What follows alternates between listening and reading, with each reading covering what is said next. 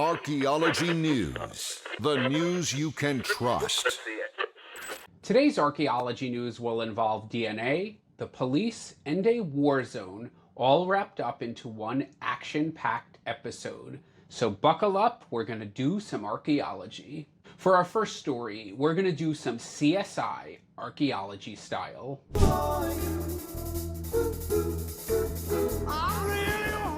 And for this, we're heading to San Lazaro Rock Shelter, located near Segovia in central Spain, just like an hour and a half northwest of the capital, Madrid. Now, this cave is well-trodden ground archaeologically, with various investigations there going back over a decade. As we know, caves in Spain are well studied due to their heavy concentration of Neanderthal activity, as we've seen several times on this show. And this particular cave was known as something of a Neanderthal hotspot since its discovery in 2014, but a recent find laid out in this paper sets this cave apart from other comparable sites. You see, one day while digging through the cave floor, the archaeological team found this stone, which had an odd red dot on it. About 21 centimeters or 8 inches long, the stone was about the size of a large potato. And it very much caught their eye because the dot looked like ochre, a red, yellow, or brownish pigment which we know the Neanderthals liked and seemed to use for, let's say, symbolic purposes to avoid the R word, like those burials we saw in Tin Shemet Cave in Israel, where it was placed among the bodies. And also, this stone had no apparent function. After all, by now, archaeologists are well aware of stone tools made by Neanderthals and their uses. There were plenty found in this very cave, as there often are in Neanderthal contexts. And this particular stone, our potato with the dot, didn't really appear to have any use. So in order to investigate further, the team needed someone with advanced scientific tools skilled in the art of solving mysteries. And who better to call for that than the Popo? Now, archaeologists, of course, have their own toolkits. So prior to handing the stone over to the authorities, they scanned it to create a 3D model and used techniques like XRF spectroscopy and scanning electron microscopy to analyze the composition of the stone and the dot. So what did they rely on the police to do? Well, they wanted to go beyond their own toolkit to see if they could tell if the stone and the dot had been manipulated by humans. And for this, the investigative units have access to a variety of multispectral analysis tools, such as UV reflectography. And applying these techniques, the police investigators revealed something that looked remarkably like a fingerprint. So they literally caught this ancient Neanderthal person red-handed. What color are their hands now? And really, who better to analyze fingerprints than the cops? It's like an integral part of crime scene investigations. And they confirmed this was definitely human-ish via dermatoglyphics, which is really just a fancy name for the study of fingerprints. So we know we have a Neanderthal fingerprint, but what's more, the archaeological team was able to apply a few different techniques to date that fingerprint. A combination of optically stimulated luminescence of the stratigraphic layer and radiocarbon dating on horse teeth and bones found in it yielded a date range of between 44,600 and 41,500 years old. Now, not content with that milestone, the team moved on to what I consider to be a bit of fanciful speculation in claiming that that fingerprint was actually a work of symbolic art. You see, based on the geologic composition of the stone, which was a quartz-rich granite, the team determined that it came from the Eresma River, located about 5 kilometers from the site, meaning some ancient Neanderthal person deliberately brought this stone, which had no apparent use, all the way to the cave. But what might have caught this ancient Neanderthal's eye about the stone? Well, here's where it gets a little dicey. They claim the stone resembles a human face, which I guess I kinda see if I tilt my head in the right direction, but it's pretty weak, honestly. I guess it's supposed to vaguely resemble a faint version of a moai. So the argument is that this ancient Neanderthal person wanted to leave his or her mark on this strange face-like stone for some kind of a avoiding the R word, ceremonial purpose.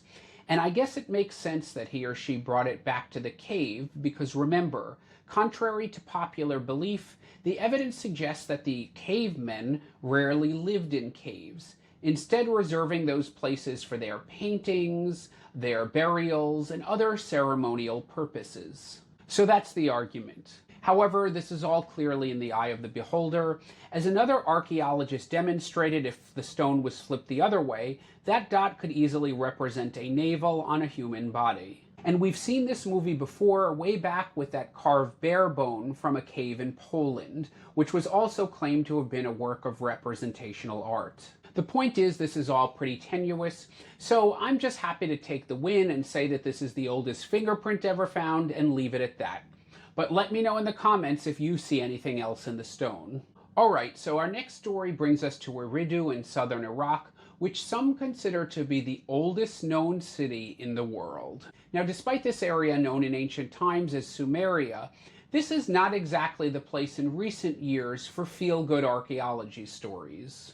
Because in living memory, many of us can only remember the widespread looting and destruction of archaeological sites and artifacts, particularly from the Iraq Museum following the US-led invasion in 2003.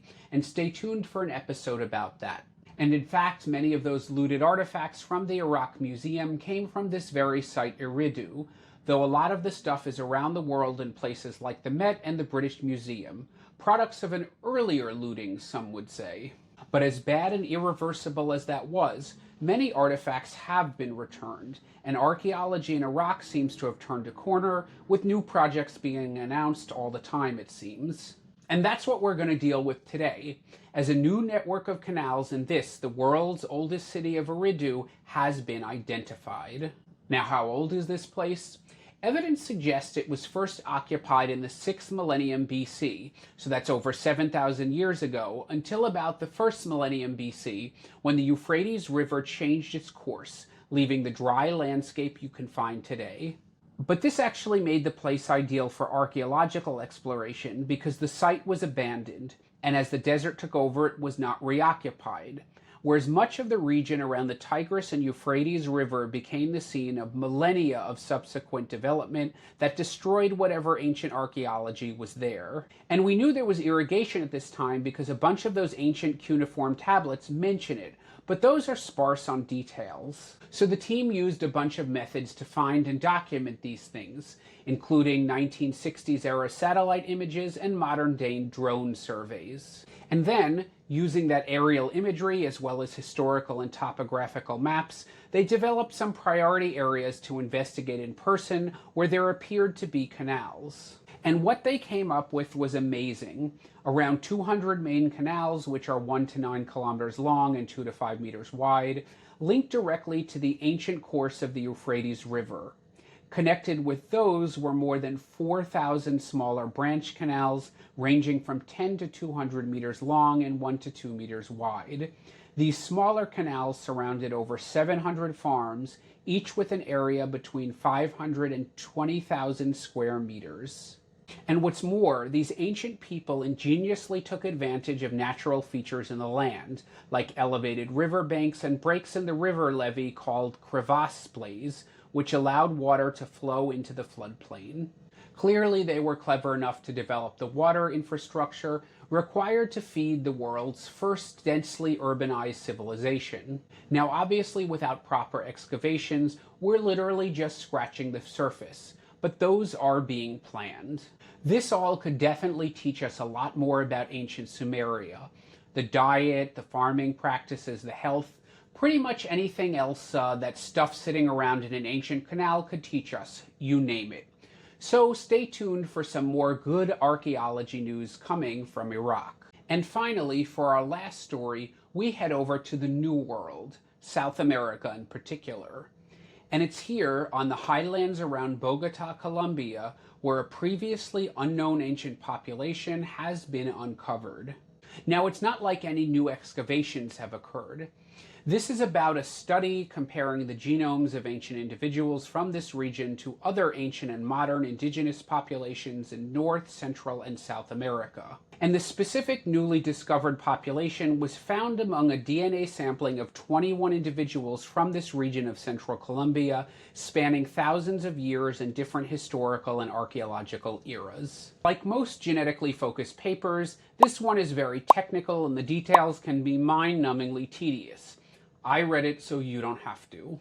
So I'll skip the minutia and break it down for you real simple. There's this pre-ceramic period here, which lasted until about 2,800 years ago. This was the time when hunter-gatherers started to settle down and cultivate maize or corn, what is referred to in European and Near Eastern archaeology as the beginning of the Neolithic, when the first sedentary farm communities formed. Then, later periods like the Herrera involved pottery development and other cultural innovations, leading into the first contacts with the Spanish. Well, the issue is, there is this group of hunter-gatherers in the pre-ceramic period who seem to be unique. They aren't related to later populations in the Herrera period, from which time we see a more genetic continuity in the region with some gradual change, nor are they related to other indigenous groups in the Americas who dispersed during the millennia of migration since this hunter-gatherer period.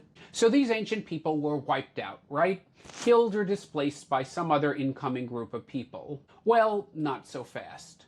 Firstly, we are still in the early days of doing DNA sampling of the vast numbers of diverse groups of indigenous peoples in the Americas.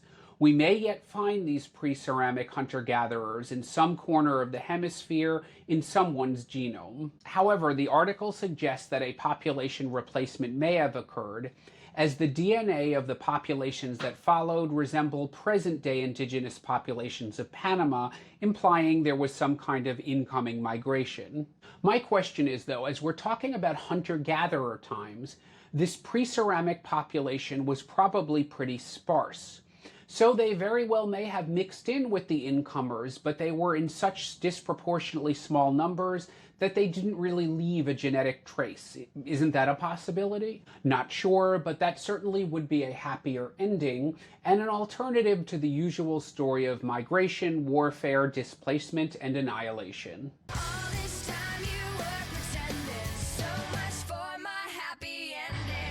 Hey, if you like what you heard, give me that thumbs up below, hit that bell to subscribe, or if you want to support more independent archaeology content, consider contributing to my Patreon, where you can enjoy some exclusive members-only benefits and other goodies. Until the next dig.